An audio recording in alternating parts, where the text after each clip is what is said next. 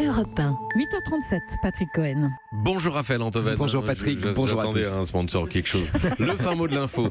Éprouver l'injustice, est-ce nécessaire pour savoir ce qui est juste? Éprouver l'injustice, est-ce nécessaire pour savoir ce qui est juste? C'est sur ce sujet de l'épreuve de philo du baccalauréat tombé hier dans la filière S que vous avez choisi de vous arrêter ce matin. Oui, non pour en proposer un corrigé puisque l'épreuve est passée désormais, mais parce que cette question est quand même au cœur de l'actualité. Pourquoi Patrick. tout ça?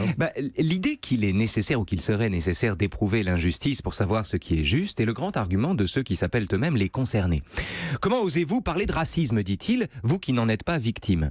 De quel droit parlez-vous de féminisme, vous qui êtes un homme? Il est absurde et condescendant d'évoquer ces sujets quand on n'en fait pas les frais. Ça se défend, non? Rien ne remplace le fait d'avoir effectivement vécu ce dont on parle et la qualité d'un tel témoignage.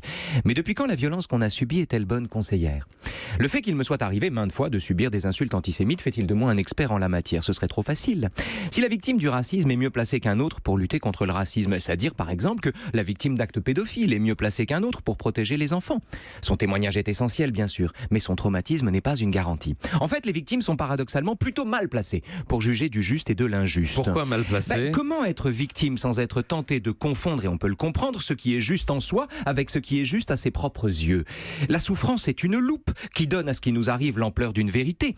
Et comment, à cet égard, ne pas confondre la justice et la vengeance, ni perpétuer l'injustice en y ajoutant son contraire? Ce sont des problèmes concrets, ça. Qui mieux qu'une victime peut impunément devenir le bourreau de son bourreau? Pour des raisons évidentes, il est plus difficile, pas impossible évidemment, mais plus difficile d'être équitable quand on est concerné.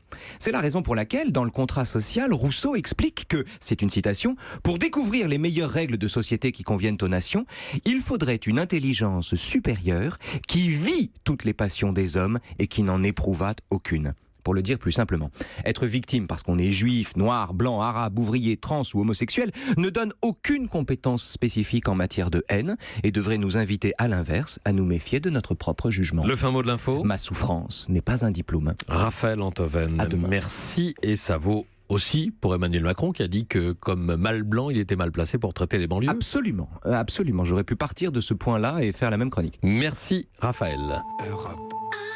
Europe 1.